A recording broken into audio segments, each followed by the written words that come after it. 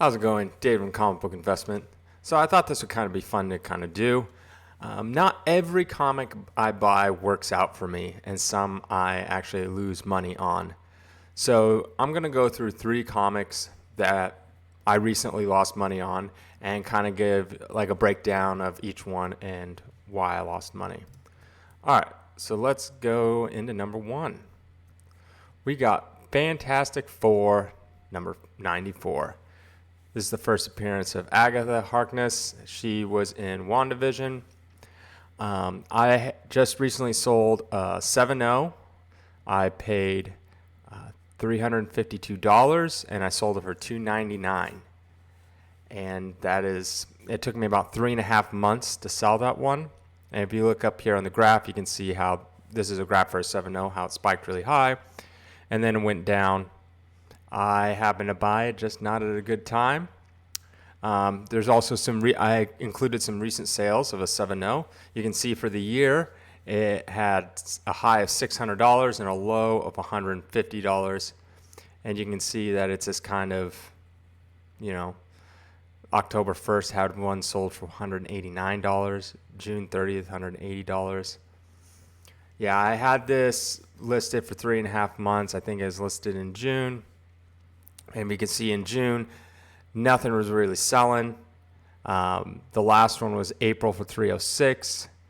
But in June there's $246, $180, and then August there was $250. And that's kind of the problem with some of these books is when they're really popular, they kind of, there's a lot that are selling all the time. And then when they're not popular, they all kind of sit, and then there's just so many on eBay, and people can just have their pick of whatever's going on. It was minus 15%. That's what the 15 is for.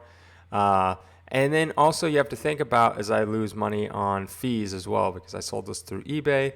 So, losing 10% on eBay and then 3% for their payment processing. So that doesn't include that. So definitely a loss there. I think the reason why I lost money is because I sent this one out to CGC to get graded, and it just took so long that it just didn't really work out. All right, number 2. We got Special Marvel Edition 15, first appearance of Shang-Chi. And I got a 7.0. I paid $694 and sold it for $520. I had it for about a month until I sold it. It was minus 25%. And remember, this doesn't include fees, so it's actually minus more than that. But just, from straight up, because I sold this one on eBay as well. If you look at the graph at the top, you can see how it just started going down. The same thing kind of happened with this one. It's just sending a CGC took too long, and then the market kind of turned, and it is what it is kind of thing. So as you can see down below, if you're looking at like August numbers on this chart here, you have August 24th, 675, September 2nd, 720, September 6th, 700, but then right after that, it just goes down, down, down, down. And the most recent sale was October 9th for $438. So, I ended up getting out a little ahead, but it could have been worse, right? I could have been the person that sold for $438.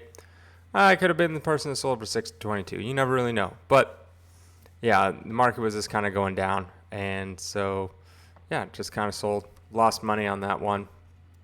Our final one I want to show you. This is X-Men number 4, first appearance of Omega Red. This one, I had a 9.6. I paid $158 for it, and I sold it for $105.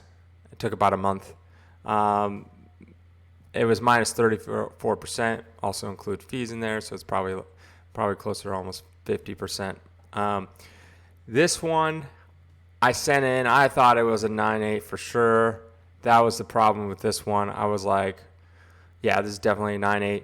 The issue is if I send it in again, you're waiting another like 6 to 9 months to get it back. And then you also have to pay another like $30 with shipping and all that to get it graded. So it really just adds up, and it just, next thing I know, it could be like 6 months, 9 months later, And instead of paying $158 for that book, I have to tack on another grading fee.